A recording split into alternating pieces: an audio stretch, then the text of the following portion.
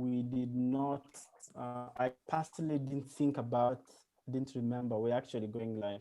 I didn't remember that this show would actually be on Easter, and it coincides with a day when we celebrate a man, at Yeah. least for the people who are not even believers, a man that still is a leader that the world can learn from so Hmm. much. Absolutely. Uh, Especially in the area of emotional intelligence. Emotional intelligence, right? So it's an exciting thing that our show has a conversation has coincided with Easter as we celebrate. At least for us, the three of us would agree the best leader that ever walked the land, and yeah, and so many lessons to learn from this guy. Is such a wonderful man, and for those of us that know him truly, such a good God and a good father and a good brother, you know. So I'm really Yeah. The excited. So looks interesting like thing we're is live. oh, we are. Okay. Mhm. I was going Sorry? to Just put say on the the link. interesting thing about Yeah. the interesting thing about Jesus is the Bible says he had Hmm. Oh, I think I'm Josh. I think I lost you. stature. You did. Yeah. Sorry. Can you hear me now? Yeah. Perfect. Loud and clear. Oh, sorry. No, So what it's I was okay. saying is he lived only 3 years. Oh, Yeah. okay, 3.5 years in the public light. Mm-hmm. Oh dear. You I know, just we are still unpacking it. right. Yeah. That's the beauty of it. Is it's a constant. Uh, his life seemed to be humanly short, but up to now we Yeah, are still learning and unraveling and understanding and learning. It still remains a relevant leader. I've had conversations with people about leadership, and we've all agreed that a leader is one that is relevant in all times. A good leader, you cannot use, and this is something I learned looking at even like leaders around me. You cannot use yesterday's kill or yesterday's mm, job well done as a leader as a way to solicit your followers. You have to be relevant every day, you for people to follow you and want to believe in you, like want to still give you a chance. So leadership is an everyday job. It's not about um, what you did before. Yes, it's a bit, but it matters so much what you're able to do in the now and fix this challenge that there is. And yeah, boy, could we say the same of Jesus the man? You know, up to now he still has lessons to teach us, and especially about the topic tonight again. So much about emotional intelligence, so much wisdom. It's interesting because Jesus Christ died at the age of about 33, and that's the age I'm actually heading to. And Oh boy. I know, right? It's just Pressure, crazy. pressure, pressure. Pressure is too much. Yeah. So, but I'm glad. I'm glad that he's still there for me to learn from, and he says that it's okay. I can still fall and and keep on learning. So again, it looks like there's all right. A few I can see 7 people already live watching us. Thank you so much. Of course, the usual suspect, Edgar Davis, is really here. Edgar Davis has been very central to this journey from the first day Edgar was here. Thank you so much, Edgar, for being part of this conversation. And he says, happy to connect, so eager to learn from Pastor Hassan.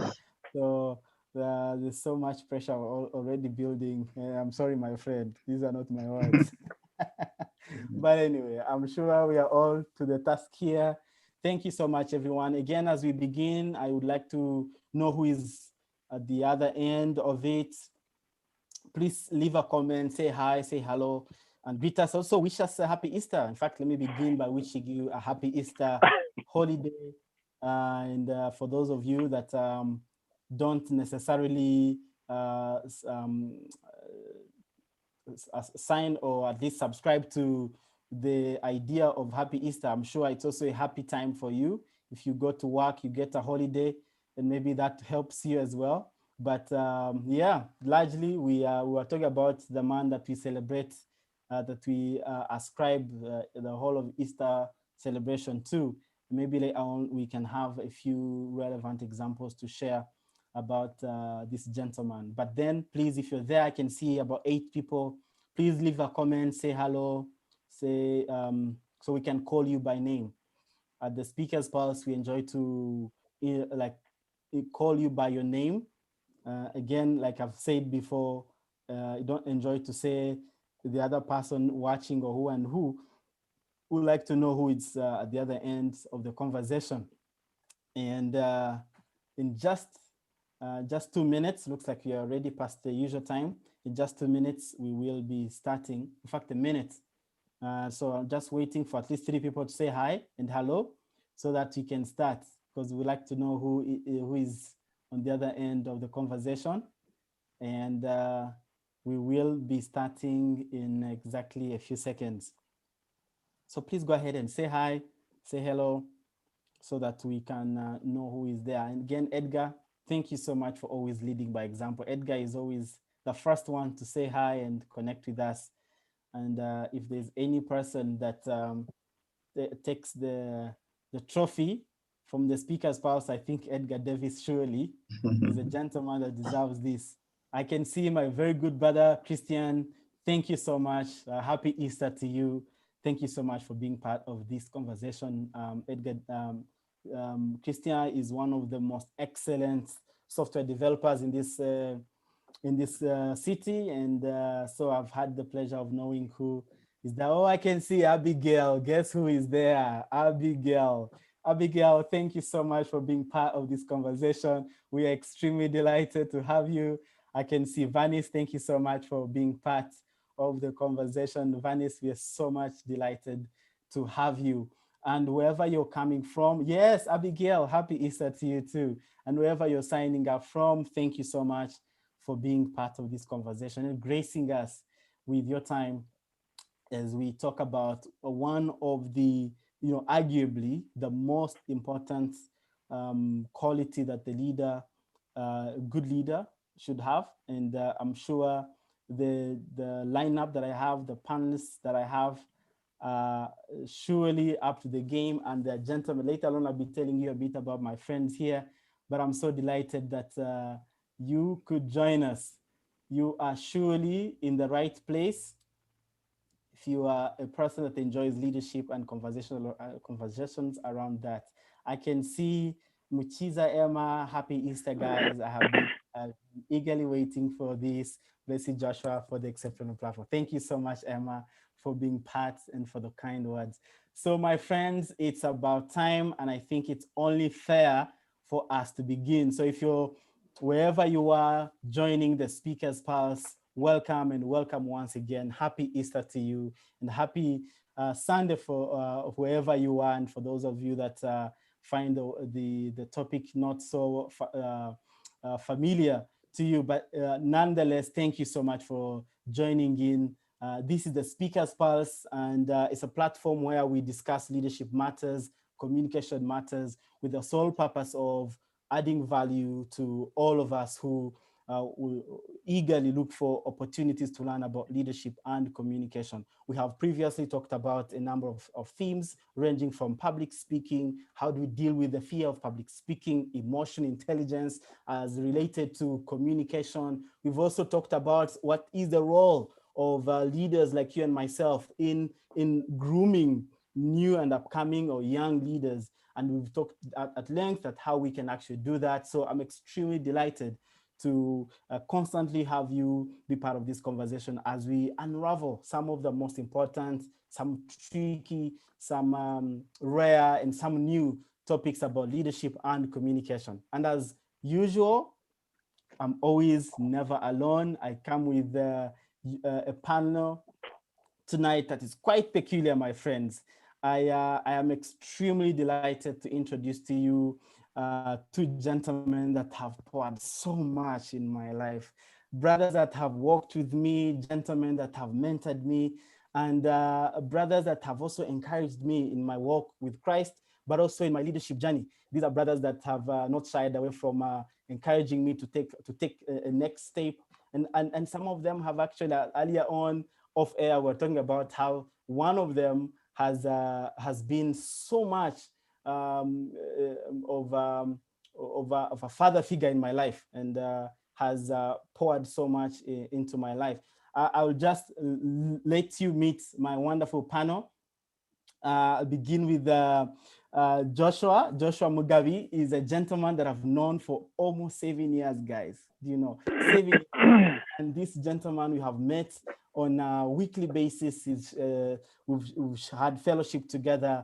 He's assumed a mentorship role for me. I've shared previously on this platform how having accountability partners for me has been a big deal.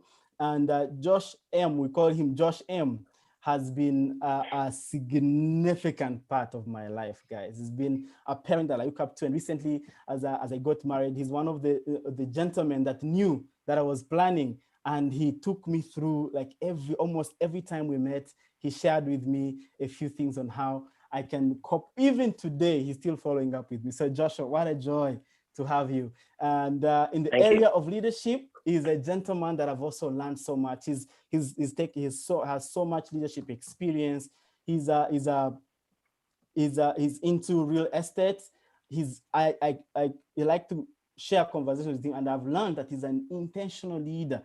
He makes sure that in his journey he's quite intentional, and he likes to say he is a student of life. So, ladies and gentlemen, welcome the student of life in Joshua M. My next brother is another gentleman that most of you know. And if I was out there, I would say he doesn't need any introduction, but I will really try and give myself a chance to tell you about this brother. Pastor Hassan, we call him Pastor Hassan, those of you that are meeting him for the first time, because he served extensively at the church and still serving, in a pastoral position at my church, CLA. But most importantly, I've known him for almost 7 years as well, almost 7 or 8 years. And the only time I met him for the first time, I was trying to pitch Toastmasters to him. You guys know how I love Toastmasters, and I share Toastmasters. And I thought that this gentleman I only needed to be around him so I can learn from him. His charisma, his aura as a speaker. And I've also had a chance to serve under his leadership. What a man, what a gentleman to learn from. What a great leader that Pastor Hassan is. And it still gives me a chance to serve with him in many aspects. And trust me, these two gentlemen, when I thought about the topic of today and tonight, I thought these were the perfect people to bring on the conversation as we share about emotional intelligence. Now, for the last month or so, we've been talking about leadership qualities. And this time we have a 3-part series on emotional intelligence, where we talk about how do we leverage emotional intelligence to be better and excellent leaders in our everyday life. Because leadership, as we learned, is not a coat that you put on a work day, but rather a lifestyle, an everyday thing. So these gentlemen are here to help us understand and unravel the mysteries behind emotional intelligence, or the wisdom hidden within the quality of emotional intelligence. Of course, you guys, I can hear you cry out loud. God's sake, give us a chance to hear from our panelists tonight. And I'm going to give you that chance. Gentlemen, just want to ask you if you could simply introduce yourselves as we start this conversation. And I'm going to ask you to introduce yourself in this way. Tell us who you are, but also, most importantly, what you do for a living and what you do for your passion, because I know both of you are extremely passionate people. So I'm going to start with Hassan to go all the way, and then we have Joshua later. Over to you. Wow, thank you so much for that kind introduction, Joshua. It's always a joy to interact with you and have conversation with you around, matters leadership. I know you're passionate about that, so I'm glad to share that passion with you. My name is Hassan Chibirango, like Joshua said, and I am very, very passionate about raising leaders, seeing value-based, God-honoring, no-excuse leaders really leave a legacy in their generation. That is what I do for passion. Is I walk a journey with leaders, and I do that on different fronts. There is the church front. There is my mission front, where I mentor leaders, my wife and I. So I really, that's really what keeps me up at night, to see how can we get people lead with integrity, with servanthood, and yes, because we have a generation to transform, but we can only transform a generation from a standpoint of good leadership. So that's my passion. For a living, I serve a leadership development company called Redwoods Leadership as country partner. And we basically do the same professionally that I do also passionately. We work alongside companies to help raise the bar of leadership in organizations. So we do trainings, team buildings. We talk about an array of things to help align people to the company vision and mission and the culture of the organization. So yeah, so we journey with companies, and we've been able to serve an array of companies in this city, and we're privileged to do that. Thank you for having me. Well, I have to say that you're one of the few people that are able to do your passion and also earn from it. And that's something that I would love to emphasize later on. Sorry, Joshua. Maybe I forget. I also serve in Christian Life Assembly, just like you said earlier, in a voluntary capacity as the men's pastor. Yeah. Mm-hmm. Sorry, yeah. It's and I'm married with 4 children. Yes, yeah. Also important. That's about me. Yeah, but yeah, thank you so much for clarifying on that, and also adding that on, because it's definitely who you are and what you're doing. And I've also, like I mentioned, we most of us know you in that capacity, so it was important that you shed light on that. Thank you so much. Josh M. I keep referring to Mr. Mugabe as Josh M because that's how we call him in our inner circle. So you please pardon me, Josh, for busting the bubble that is out there. But it's all right. Hi everyone. Good evening, or good afternoon, or good morning, whichever part of the world you may be in. My name is Joshua, and I am happy to be here with this panel. Now, who am I? I am married. I've been married almost 21 years with 2 children. They're both teenagers now. I'm very proud of them. They have lived to my fullest expectation, including the mistakes that they make. I expected them, but they have lived up to that, and we are walking the journey of just making a life the best it can be for them.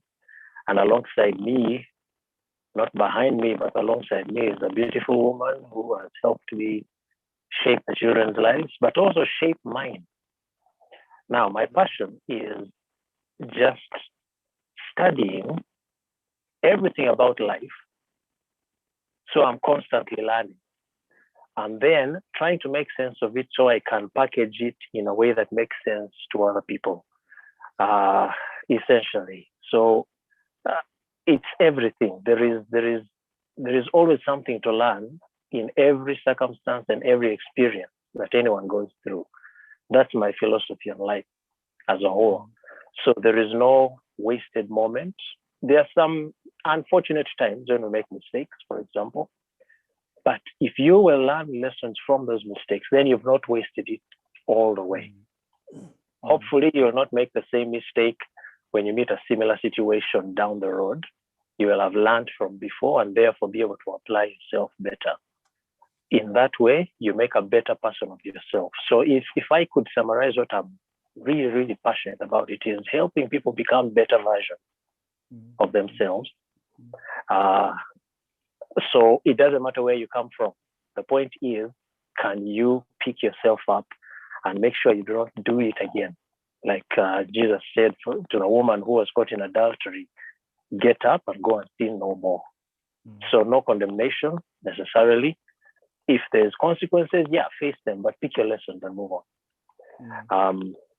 So I apply that to everything, literally everything that I do. But fortunately, I'm making fewer and fewer mistakes, which helps. What do I do for a living?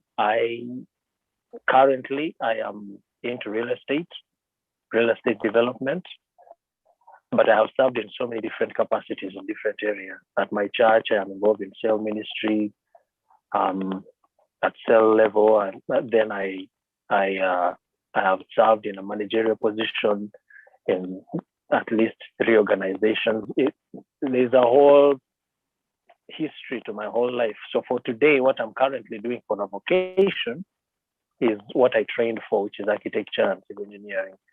But like I said about life, I'm picking up my lessons and going forward. I'll be getting into the software and websites and so on soon, financial technology and so on, because I'm constantly looking for how to learn and improve on myself. That's who I am. Well, thank you so much. Again, oh, sure, go ahead, Josh. He's done. He's taking a sip of water. Sorry. Yeah, thank you so much. I'm done. I'm taking a sip of. Thank you so much, gentlemen, for allowing us to know a bit more about you and what you do, because it's quite central in what you're going to be sharing. Because I can hear one theme across that. Yes, you have great leadership experience, but also your desire to help people become better in whatever they're doing, to be constructive and get a better version of themselves as required. So my next question is, let's just go straight into it, because last week we took some time to, as we define what emotional intelligence is. We talked about, according to Daniel Goleman, one of the arguably the best authors, a gentleman, Daniel Goleman, that introduced us in a much more clear way the idea of emotional intelligence. I like to say that one of my best books was how to win people, how to win friends and influence people. And I think that was the best version, or the introduction to the world in such a clear way about emotional intelligence, although he never said that Dale Carnegie doesn't put it clearly like Daniel Goleman does. And we did talk about the parts of like the elements of emotional intelligence, and we did a decent job trying to give us a definition. But this conversation is now going to go deeper and give us a much more deeper understanding of the value of emotional intelligence and how we can actually build on that and become better leaders through building and developing our emotional intelligence. So maybe our question would be, why should any leader, now that we know what emotional intelligence is, why should any leader bother to develop the emotional intelligence, especially if they already have a position? Because they already have a chance. If someone was going to say if they have a job, they'll get a job offer, they'll get an opportunity for their position. Yes, I understand. But now for a person that already has a position, why is emotional intelligence such a big deal, and why should they actually go ahead and develop it? Pastor Hassan, do you want to start also? Yeah, thank you, Joshua. It's interesting you give us a sneak peek into Dale Carnegie, the author of the book that you love. He actually made a quote on emotional intelligence, and he says, you see, when we're dealing with people, we are not dealing with creatures of logic, but creatures of emotion. Mm-hmm. So why is emotional intelligence important for leadership? Because it's the only sustainable way of really running and growing any entity, especially when that entity involves people. Mm-hmm. Yeah, because ultimately at the core of our hearts, we want to be treated with dignity and respect. Mm-hmm. And we follow easily when we are treated as humans. So many leaders approach the people they lead from an IQ standpoint, or, IQ being our intelligence, or what I call our SQ, our skills quotient. And very few leaders really focus on the issue of emotional intelligence as a tool that a leader needs to lead. And ultimately, people will judge you and your posterity and legacy on how you made them feel, how you led them from that standpoint, not really how much you contributed to the bottom line. Now, that might impress the shareholders, but ultimately, the people that you lead will serve you better. They will follow you because they want to follow you when you lead from an emotional standpoint. What that means is that you see people as they are. You care for people beyond the call for duty or what they can contribute to the workplace. Yeah, and so it's important for us to think about emotional intelligence as leaders from that standpoint. And a few years ago, Harvard Business Review released a statement and says that emotional intelligence accounts for 90% of what actually makes for credible leaders. Okay, Wow. and that is the EQ. And the IQ, which is our performance, our skill, our technical know-how, is only actually 10% when it comes to good leadership. So I think we need to give it more attention because of the worth that it carries. Yeah, so in a nutshell, that's what I would say. Yeah. Thank you so much, Pastor Hassan, for mentioning that. I like what you reminded us of is, and I think the words of Maya Angelou and people that came earlier, that people will not forget what you.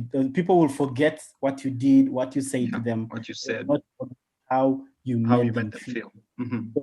So that actually plays into what the conversation is. Josh, why should we bother to develop our emotional intelligence, especially when you have a position? Right. Leadership is all about people. It is not about the organization as a whole. The organization is made up of people. The people who produce, the cars that we see, the phones we hold and so on are made by people. So it's all about people at the very core. Now, people have emotions. That's what we are made up of. Now, as a leader, you are required to learn how to handle, first of all, your own emotions. Deal with yourself in a way that is productive and helps other people. And then that helps you to understand other people as well. So you want people to be saying things of you like, he understands me or she understands me. You know, like Steve Covey says, seek first to understand before you make yourself understood. So he understands me. That's what people want to feel like. It doesn't mean that the other aspects of leadership don't have a place. They do. But because we are all emotional people, we all have emotions and they are wild. It varies from end to end. Some of us don't know how to control them, and the leader should be able to teach you you should learn be able to help people learn to control their emotions. Even by, first of all, recognizing what emotion is at play. And then sometimes you find yourself having to get into a counseling situation where you're now trying to help someone understand why they themselves are behaving the way they are before they can either do more harm to themselves or so they can be better people. Now, Hassan mentioned something about organizations, leaders working with people in such a way that they are doing very well. I think that if you want to build my philosophy, I've not seen it applied yet. I think I have. When you make people feel like $1 million, if that is what you're trying to go for, at some point you will make that $1 million. Because people just they can't help themselves. They will want to be a part of who you are. Not so much because of how much you pay them. I know people who have left organizations despite how high they are being paid, but because they didn't feel they were being treated properly. So you have to understand the whole concept of emotional intelligence. Consider it like this. We have emotion and we have intelligence. From the military perspective, intelligence is gathering almost like spying on people and so on, and then trying to make sense of what you're seeing so you can make better decisions. In the same sense, you need to understand what's going on with people at that core level. And then when you get that, if your intentions are noble, then you should be able to pull people along and carry them to the place where you know they should be. And, for lack of a better word, it's almost like you're manipulating the people. Except this time you're leading them where they really, you know, they can be, and your intentions are pure. They're wholesome. They're holistic. Yeah. So you connect emotionally to people.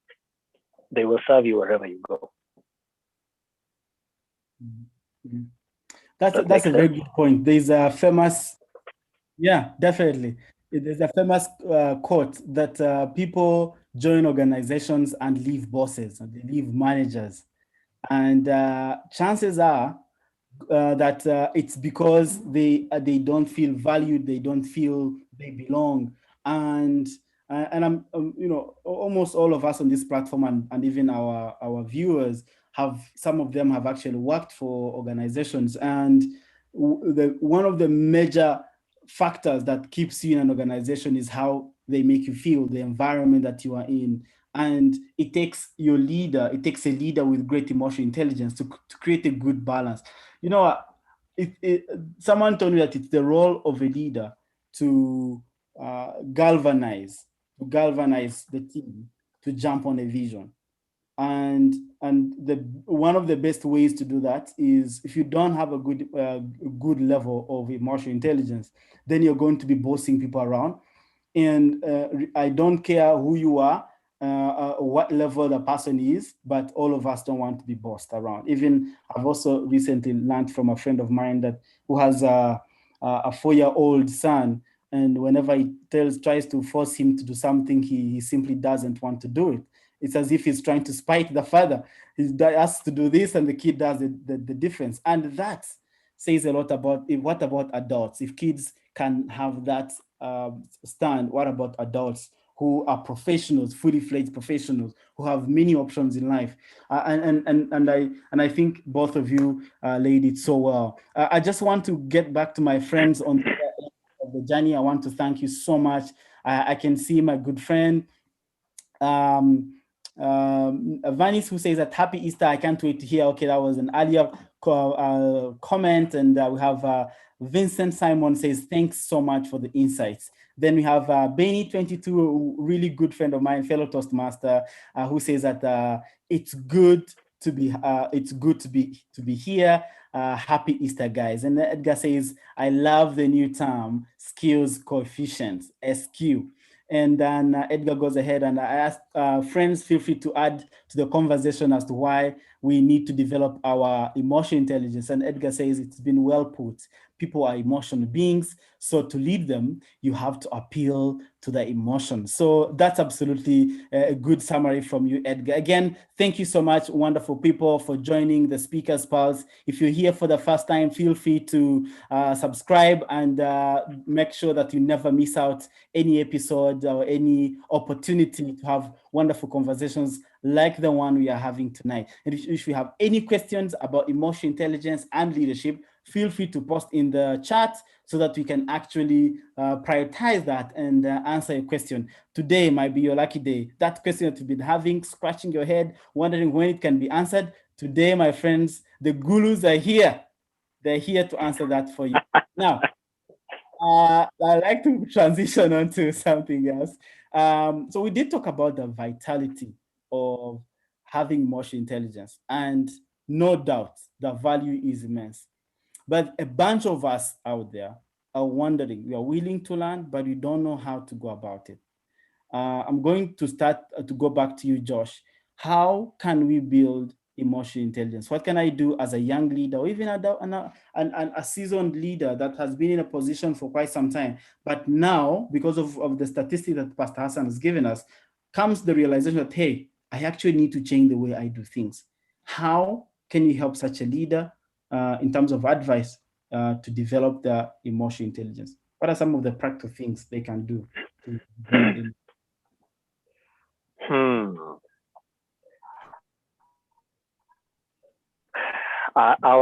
It would not be very complicated. because you said that that little young man, he's 4 years old, he doesn't want to be bossed. Okay, so from a very early age, we don't have trouble expressing how we feel. Actually, the older we grow, the more we are taught to keep it down. I'm not sure that's necessarily healthy, because that's when you have a soldier walking out and shooting 10 people, then shooting himself in the end, because they are repressing. Mm-hmm.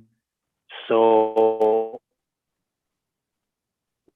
one way to help, I know a president, you may know who he is when I mention what he does.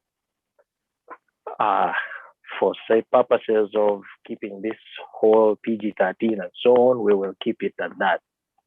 But when people are not happy with him, he's an East African president. That's as far as I'll go. But when people are very irritated and so on, he will even let them go as far as making caricatures of him, doing all sorts of things, calling him names and so on, and he just lets it be, because they're letting things out. So how do you improve your personal emotional intelligence? If you look at people and you don't let them let things out, then you know that the problem is not so much with them, it's probably with you, your insecurity about how you feel when anybody expresses whatever it is that they express against you. But maybe you may want to observe, how do you react to situations? Is it in anger? Maybe we should name these emotions. Maybe it will begin to help. So, for example, there's anger, there is fear, there is stress. Is stress an emotion, or is it a result of an emotion? Now, what do you do when you have those kinds of situations? The whole point about emotional intelligence is understanding how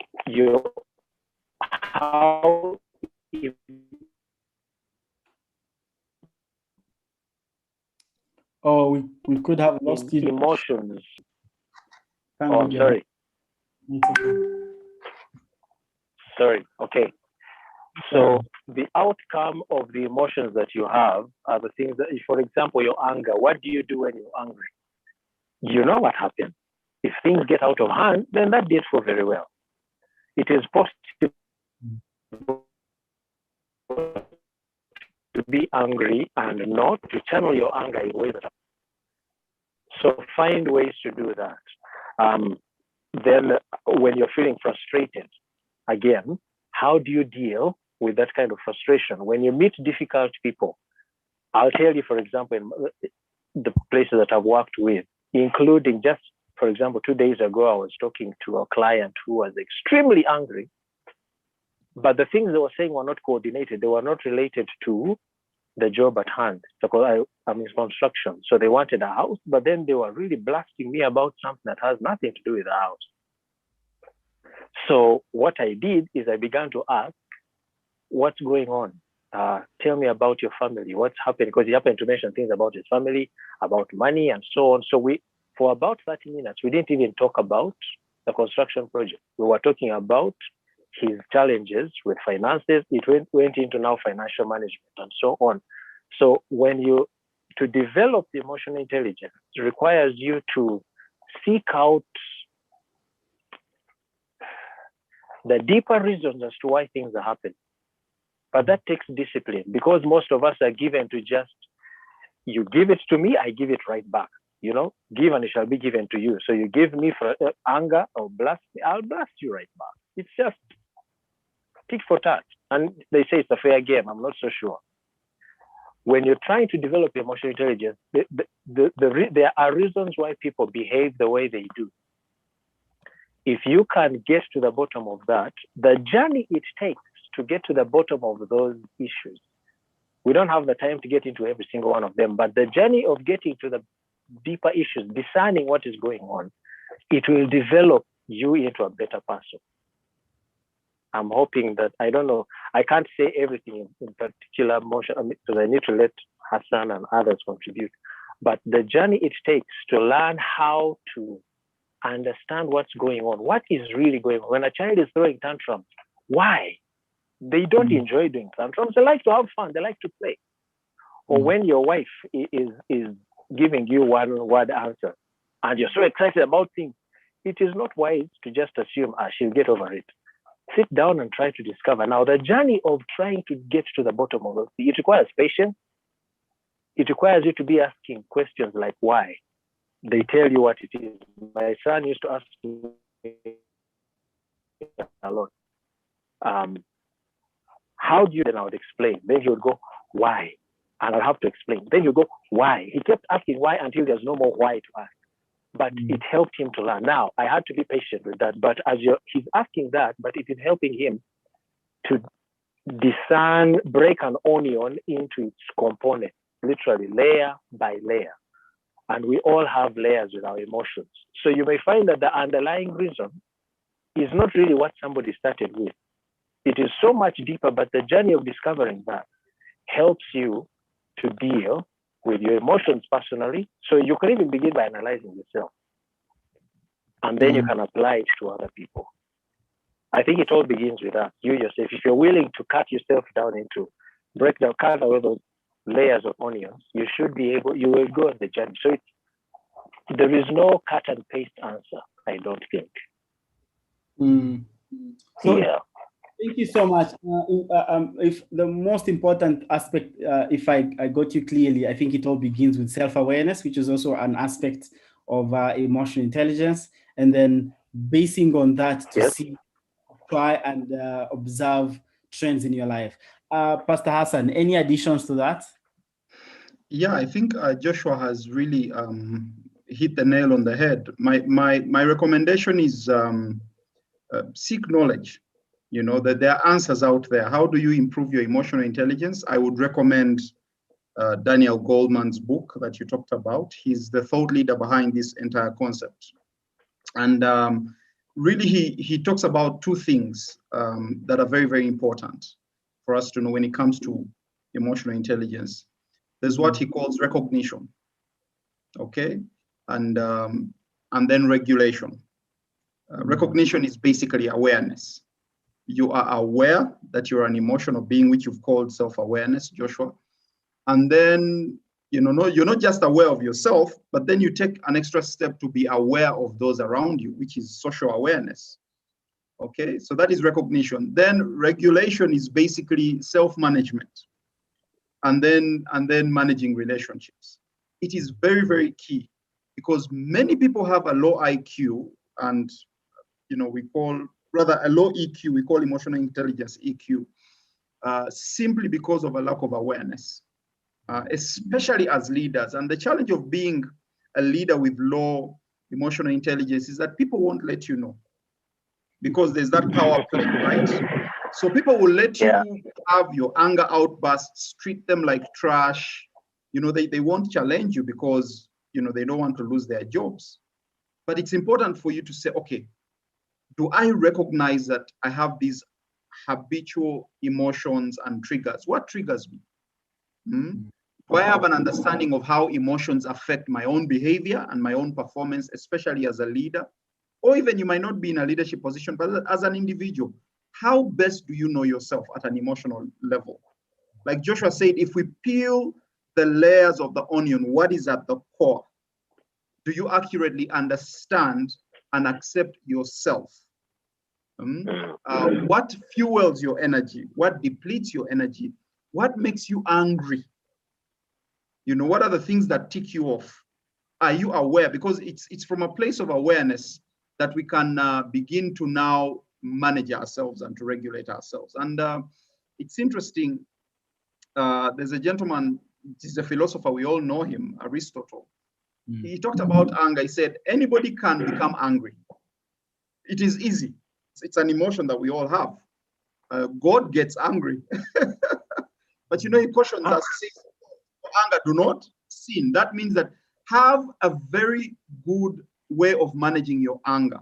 So there's nothing inherently wrong with being angry because it is who we are. We are triggered. But what happens is, how do we manage ourselves? So Aristotle said that anybody can become angry. That is easy. But to be angry with the right person and to the right degree and at the right time and for the right purpose and in the right way, that is not within everybody's power, and that is not easy. You see, and let me tell you, unless we have the ability to be aware, then we move to what we call management, is to say, okay, now how do I control my anger? When I notice that this cue, the way this person is talking to me, my colleague, it's going to trigger an anger. How do I not let myself go? You know, it is self-management. How do I stay focused? How do I think clearly? How do I take responsibility of my own actions rather than wallow in frustration and sadness and all these things? How do I adapt and change my circumstances, my environment? How do I balance my priorities and my commitments? So that is self-management, but it comes from a place of awareness. So that I would recommend for people to really seek knowledge. The other thing that is important of how we can improve our emotional intelligence is through asking people. Now that requires a bit of vulnerability. It also requires humility, especially if you're a leader. I don't know if you've had what they call the Johari's window. The Johari's window speaks about 4 components of an individual. There's what we call the open self. The open self is really things about you that you know and other people know about you. But then there's what they call the blind self. The blind self is information about you that others know about you that you don't know about yourself. Yeah. So how do you improve emotional intelligence? By asking questions, being vulnerable enough to tell people, by the way, please tell me if there are certain weaknesses that I have that I might not be aware of. They're called blind spots, and all of us have them. But like I said, it's quite a vulnerable space to be, and leaders are not very good at that touchy-feely, vulnerable thing. But it's really how you're going to improve your emotional intelligence, because there are certain things about you that you do that everyone around you knows except you. And you keep doing them because you're not aware, but again, you're not humble enough to ask. So once you ask and people care, you can even tell them, please write an anonymous cheat, slide it under my door as a leader, so that I don't have to, I just want to grow. I want to be better. You see, now once people reveal to you what your blind spots are, your emotional blind spots, they are no longer blind spots. They move from the blind spot category to the weakness category. And you can begin to work on them as weaknesses because now you are aware of them. So 2 things: learn, seek knowledge, read books. Daniel Goleman's book on emotional intelligence is a good one. But then also ask questions. The people that know your emotional state are the people that spend the most time with you, and they're the best people to give you feedback. So in a nutshell, that's what I would say. Wow, it's hard pill to swallow for most leaders to be told to be vulnerable. But I think any leader that wants to be better will take any medicine that is prescribed by whoever has that wisdom. So thank you so much again. I can hear, yes, self-awareness, self-regulation, but then how do you do this? By reading, find knowledge. I think the first step to knowing is seeking knowledge. It's actually knowledge, knowing there's knowledge and seeking that. And also the other important aspect is be vulnerable, be open, and ask questions. But also it's interesting because it sounds like a question of chicken and egg, because it takes someone with good emotional intelligence, be vulnerable and say, okay, guys, here I am. Yeah. So let me know what I can do. By doing that, by doing that, you check. You're already in the circle. Josh, you have something to say about that? It rings bells. I mean, well, what you are saying, it was just picturing it. You you have to get to the point where you agree. I can't put it better than you said it. You have to have a developed sense of emotional intelligence to understand that the best way to do this well is to actually seek through what Hassan was talking about, the Johari's window, and especially your blind side. They can be really nasty. That would imply that the person who does not have a good sense of emotional intelligence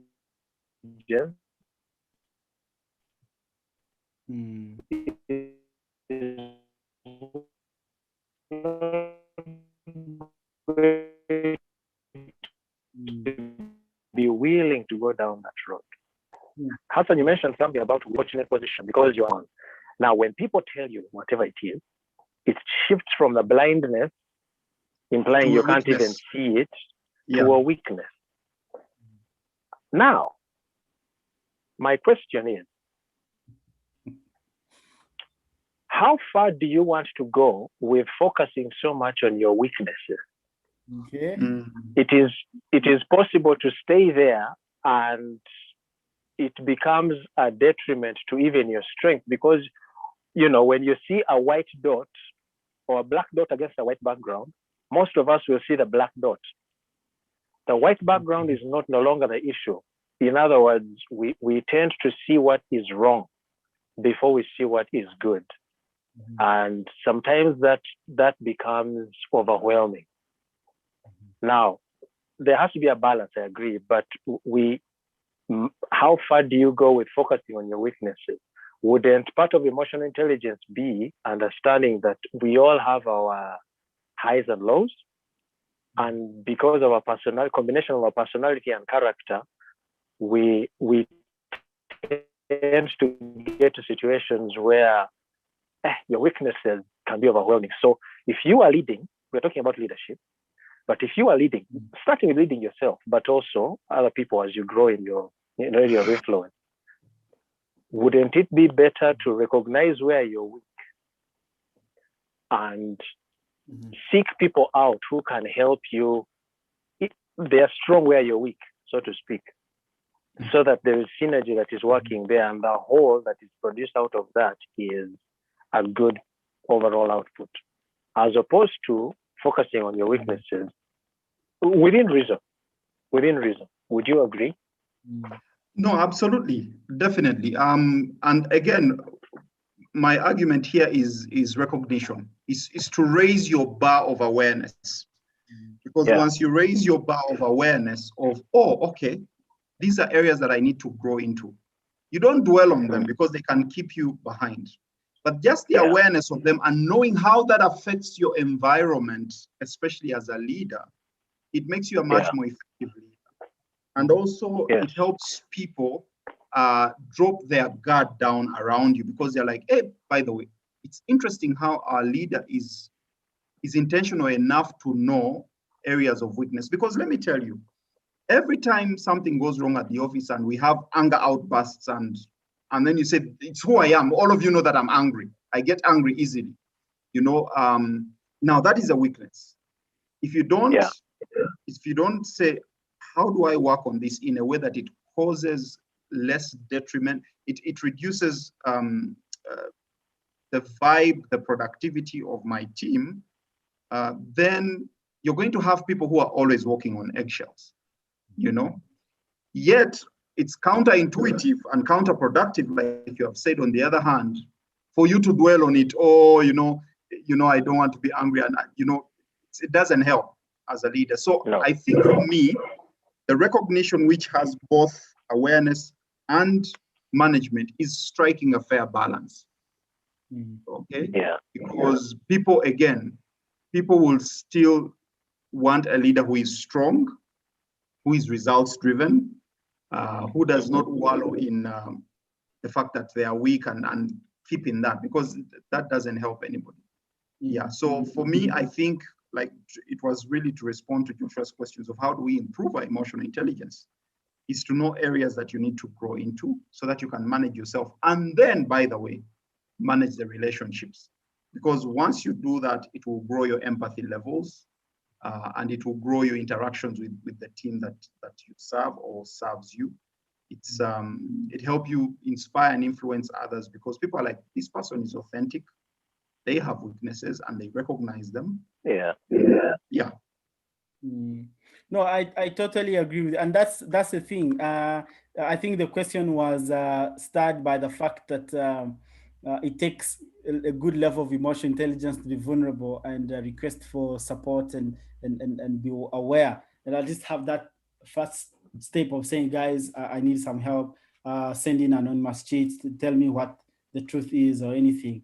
And also, and this is another truth. Yes, there are the opportunity for us to have to surround ourselves with leader or people that do best where we struggle, but there are also situations where, as a leader, you cannot delegate the responsibility that you have, and if it requires you to build that muscle or that area, then you're going to have to begin from a point of self-awareness and then be able to address it one by one. And again, as Joshua, I love what Joshua says generally about his learning ability. When you're open to learn from whichever situation, that already gives you a front foot in many things. By the way, I've also seen that if whenever you have that openness to say, look, I want to learn from any situation, it puts the guard down. And I think it's important for leaders that when the guard is low, there's accessibility, and the people that need you and you need, because this is in terms of the feedback loop, can be authentic and can be honest with you.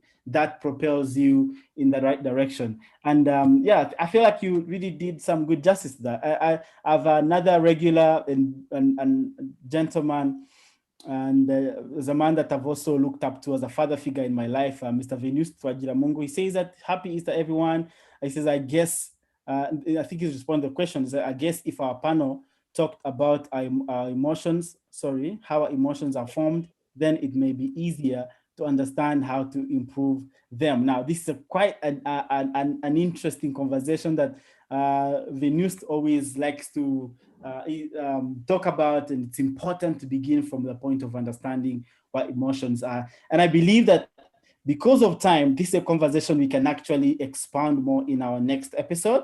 But I will ask that we keep this question to the next for the next panel that we shall have in 2 weeks' time, so we have enough time to expound on that. I hope you can allow me this, Venus. But there's a question that you asked last week. No, in our last episode, you did ask the last panel that we had, and you asked that when a leader is to make a tough decision like firing an employee, how can he do it in an empathetic manner? This is a hard question, my friends. I personally don't know.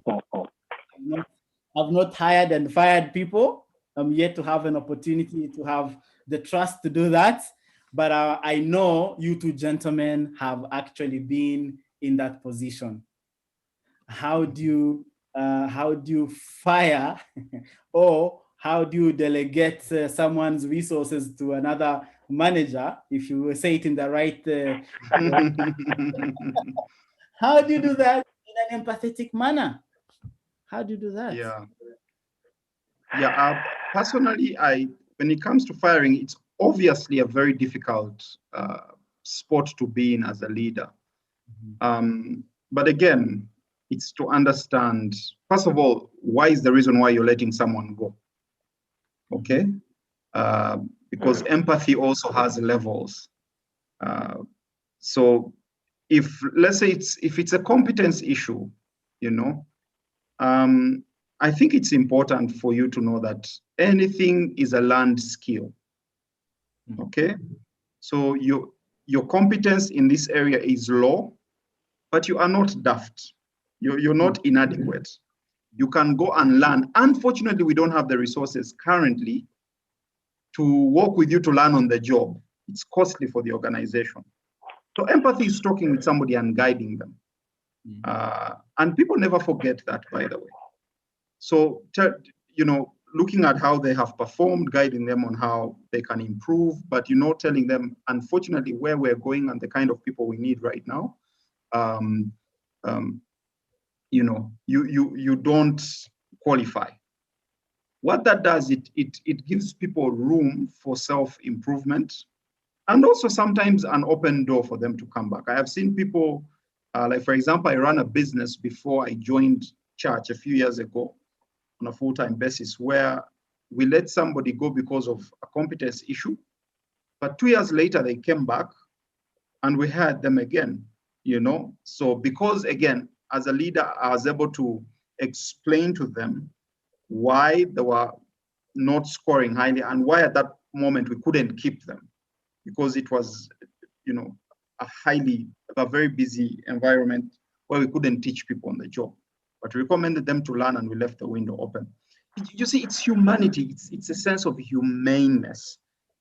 We need to be humane. We are dealing with people. We shouldn't, treat people like they are a piece of statistic or a machinery tool where if it's rusty and doesn't work, boot it out. Now, on the other hand, when it's an issue of, when it's an integrity issue, let's say somebody has stolen from an organization or they have done a gross misconduct, I don't know how empathy would apply. I'd like Joshua to help us with that one. Joshua M is a much more skilled leader.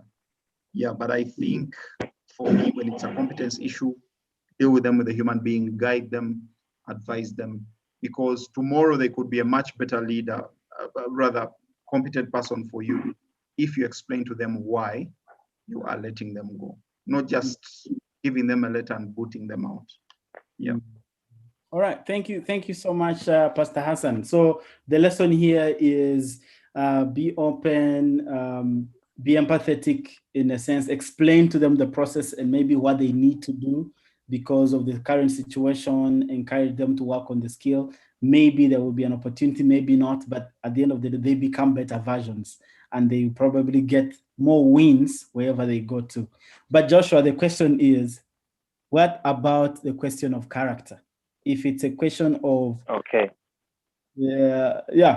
when someone is lacking in the area of character, how do you empathize with that? I came across a very beautiful word in Rwanda. Okay. It's called agaciro. Okay. Mm-hmm. In the context of what we're talking about here, it's dignity. Mm-hmm. And you want to preserve whatever you do.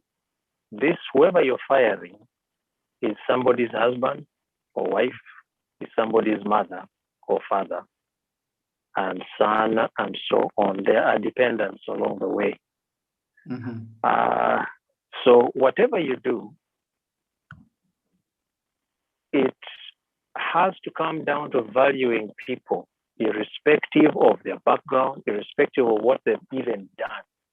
Mm-hmm. Simply because, even when it comes to moral issues, for example, agaciro implies that in this case, you are going to remember that you yourself, if you've not been there, one day you will be there. You will get to situations where you need someone to be easy on you, be gentle with you, because of the fact that we are human. Again, you're leading as a result of having people around. You can't lead machines, you can't lead robots. Even if it's a manufacturing plant, you have to deal with people, and people come with a full package. And the full package includes mistakes, includes weaknesses, it's the whole thing. We like to focus on what's good, but we all have our issues. Bearing that in mind, if there are policies, for example, that have been violated and so on, okay, you must make a decision. And unfortunately, the decision is just that you have to let someone go. I would like to just backtrack a bit on the things that we've been talking about all along. Managing emotions, being aware of them, and so on. Along that journey of dealing with emotions, which is what people are made of, you have your highs and lows, but the at the core of it all is the fact that in the journey of dealing with people, you're building relationships. And hopefully it is a upward trajectory. Mm-hmm. I would expect that before the decision comes to fire somebody, as a result of your interaction with people over time, you have developed an ability to be open. Because you're being vulnerable, they probably give it back to you as well. And then, of course, we're only talking about emotional intelligence, but then there are many other aspects of leadership. You have to understand how accounts work and so on, policies, how to manage both the external and internal environments of the organization. There's so much that goes on. But in all of this, people know you to be an honest person. So you can call somebody many, many months before things go wrong. And just tell them, I observed this, or I heard this about you. Talk to me, what's going on? I'm talking about maybe 6 months or 9 months before you ever had to make the decision to fire them. You observe. People can't hide who they are.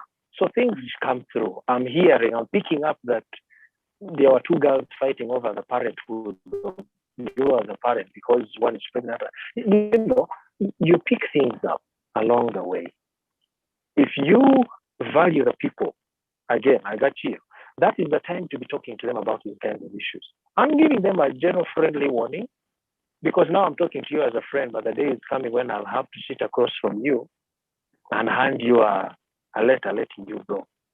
Mm. Even when it is coming to issues of competence, the worst thing you could do, in my opinion, is to wait until someone has performed absolutely badly, and that is the first time they're hearing that you're not happy about what they were doing. That doesn't make sense. Even from a labor and human resources perspective, there has to be feedback that you give. By the time it finally comes, I'm talking about this because that's what I've been doing and what I've done in all the organizations for months, sometimes even like a year. I'm just giving feedback. Or you're doing well here. This is not so good. Please improve. And this is how I suggest you improve. Let's talk about this maybe 2 weeks from now, or I'll give you feedback a month from now. If it is really intense, even every week, I'll be giving feedback. You're working here and so on and so on. And eventually, when it comes to the point where it's not working, clearly, they will be able to tell that he's my friend, but he has a job to do. And so I'm not afraid to tell the person, you can see, we've tried. We've really tried to help. It's just not working. So it needs to go. Now, moral issues are a bit complicated because they are clear lines, very, very clear lines. You raped somebody. There is no way to sugarcoat that. We can't let you, or you, I don't know, something of that at that scale. A moral failure. When those kinds of things happen, still Agachi law must apply. It must apply, and you've got to be able to confidently, firmly, but gently tell the person what needs to happen. And we need to let you go. We just need to let you go because it's unfortunate. I've had to even cry with people that I'm firing. Wow. And then after that, we pray together and when they are gone, sometimes we even supported them financially because of disclosure. I told this person why you were fired, but I also asked them to give you a chance because my journey with you so far indicates that you probably it was a moral failure.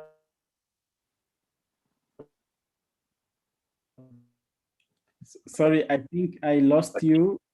I lost a few. Probably a better person. Okay, where did you lose me?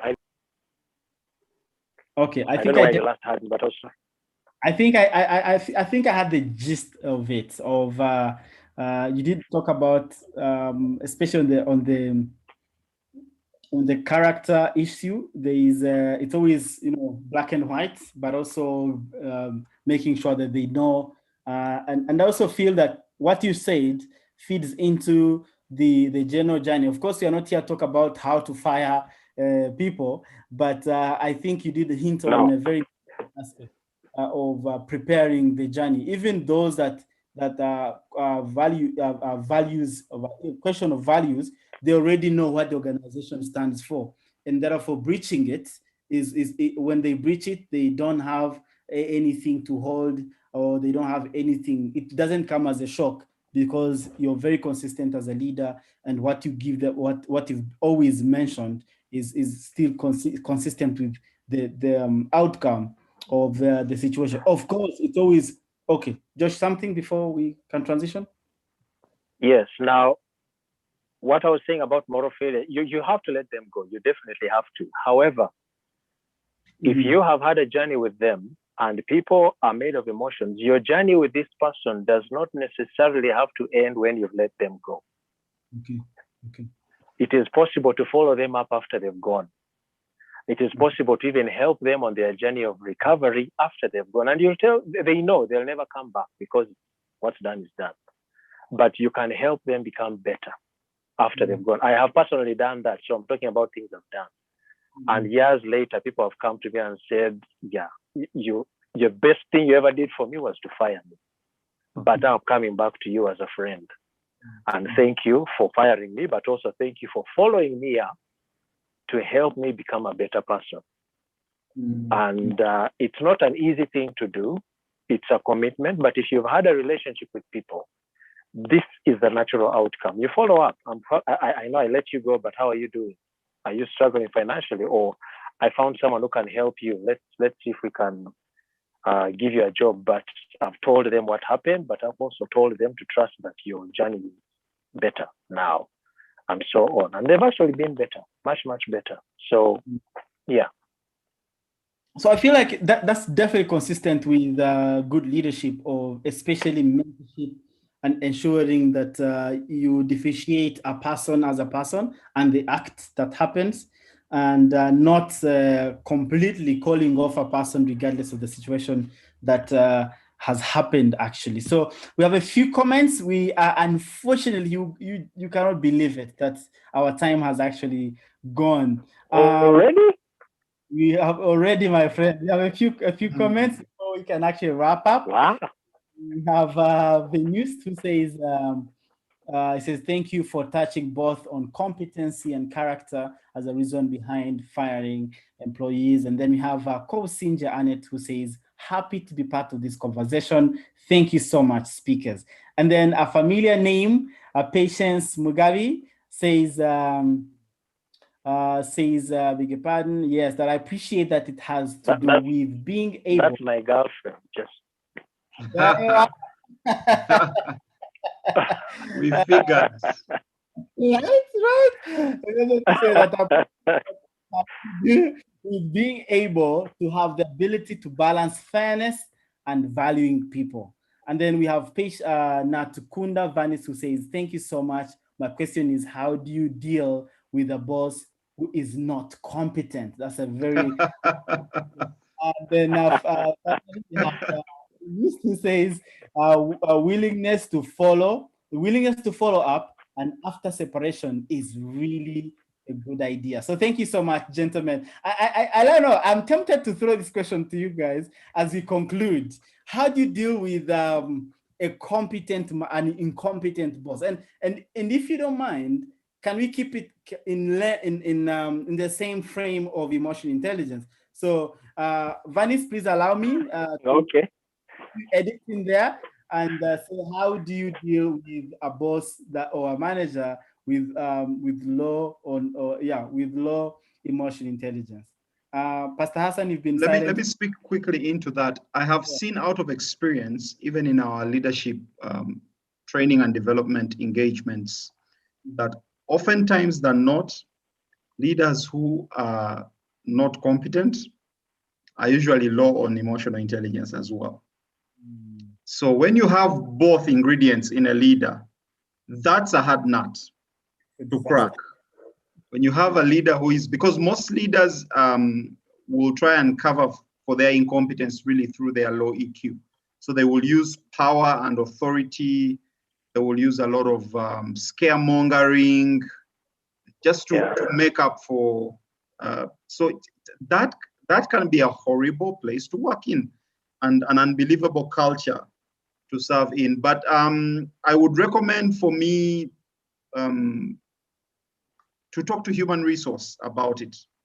And again, it depends on the organization. If the boss is the owner of the company, I think it's best for you to leave, because that's not the best place for you to be in. But if there are different mechanisms to hold everyone accountable up to the top, then you can make use of such mechanisms. If there are policies, if human resource can help do what they call a 360.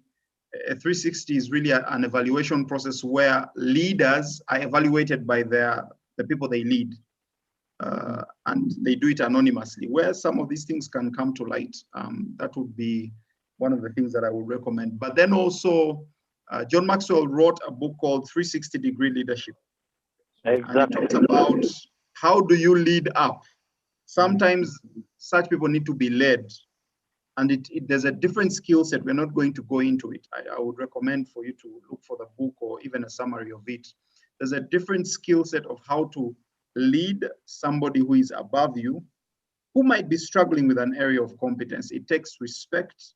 It takes you not threatening their sense of insecurity at the top. And it takes very high emotional intelligence on your part, the person who is being led. Yeah, but it depends on the situation, but it can be tricky. So I understand Natukunda's question. It can be really, really tricky. Yeah, in a situation where they are the owner of the company, it's best for you to leave and find some other employment, because you can do very little to change that situation. Clearly, you are in a better place to do well, even going out there. So thank you so much, Pastor Hassan, for that. Josh, unfortunately, I have 1 minute for you to say something about that, and then we can... I have nothing to say. Hassan has said it all. Hassan has said it all. So, 360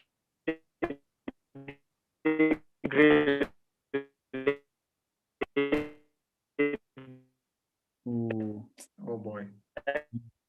Badly want to hear you. So, sorry, Josh, I have to cut it short, and then we will come back to that. Sorry, I couldn't hear you. Your internet is breaking. Sorry. Just then, I'm sorry. All I said was Hassan has said everything. There's nothing more to add. Thank you. Thank you so much.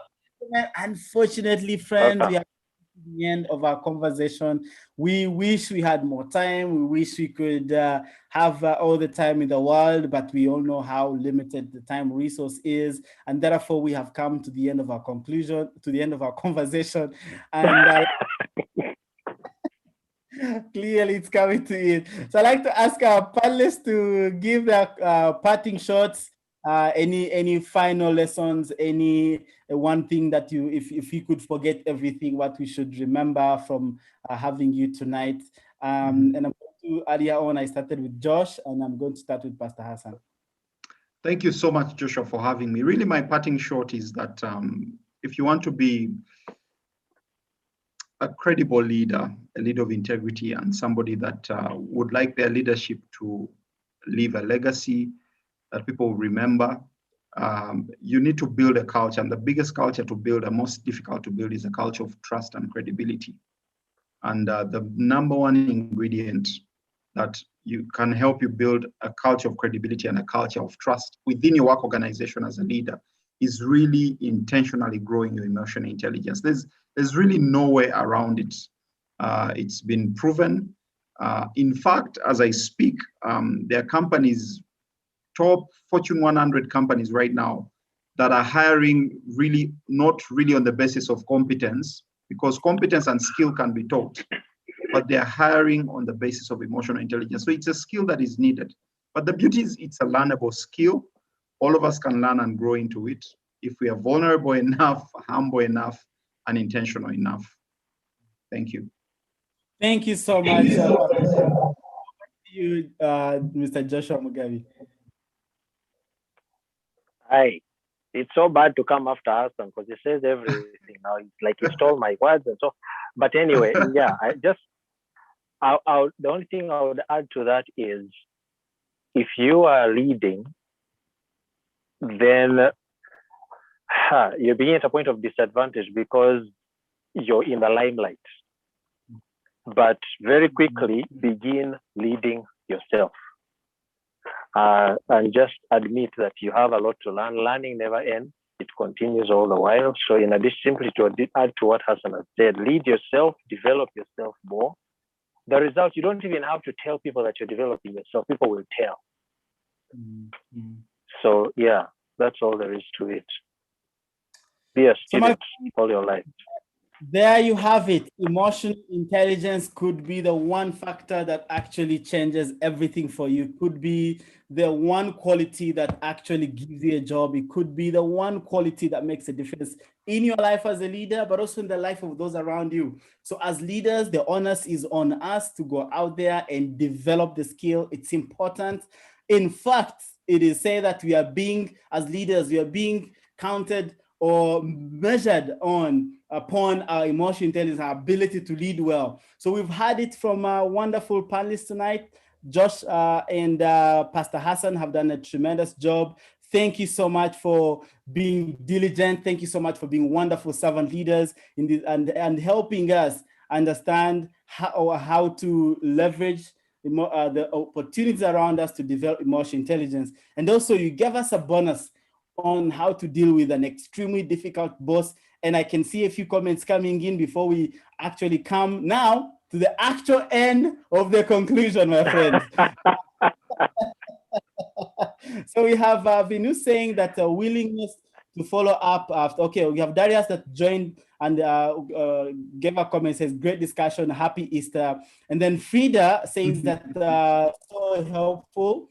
Venus, thinking was, as he echoed to the discussion we had about the difficult manager, he says that the option to leave is an important one to consider if the boss is incompetent. And then Frida comes again to say, thank you very much. Vani says, thank you so much, Pastor Hassan. Then Edgar Davis goes ahead to say, Hassan, why do you say everything? Thanks. He says that. I think he's speaking up from what Joshua said. Yes. What Joshua said earlier on. Then we have Muchiza Emma says that the conversation was an extremely learning opportunity for me. So thank you so much. Kobusinja Annette says that this has done me so well tonight. She says, she goes and say, I do. Then Sylvain Gumisiliza, also a famous or perhaps a gentleman that all the three of us know very well, says that thank you so much. It has been worthwhile. Blessings to you all. Again, another famous name, Patience Mugabe, says thank you. He says thanks for the discussion and spurring us on. Off we go to be our best. And it comes again to say thank you so much. Appreciated.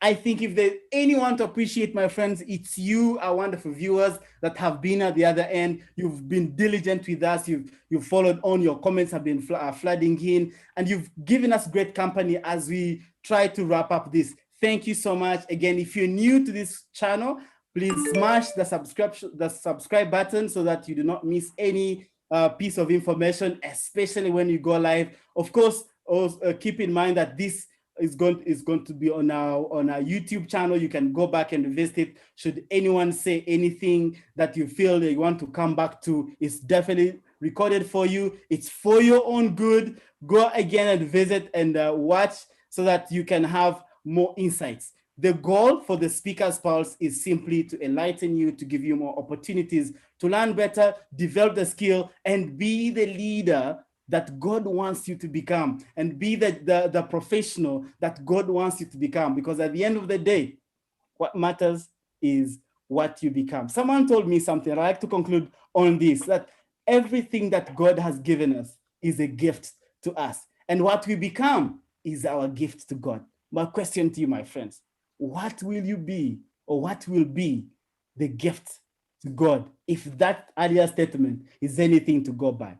Thank you so much again for your wonderful company tonight. It's been absolutely wonderful. Leeds, my wonderful brothers have done so much on the giving us and imparting knowledge and wisdom into us. And I hope again, gentlemen, when we invite you, you'll be back to share on the so much wealth of wisdom that you have. And again, to all of you that have joined us for the first time, I just want to remind you one more time. If you can subscribe, I beg your pardon, you will get a chance to get regular and on-time notifications about when we get live. Until then, we only wish you the best. Happy Easter to you. Easter continues. Tomorrow will be Easter Monday. May God watch over you and take good care of yourself until we meet again in 2 weeks' time. Until then, this is the Speaker's Pulse.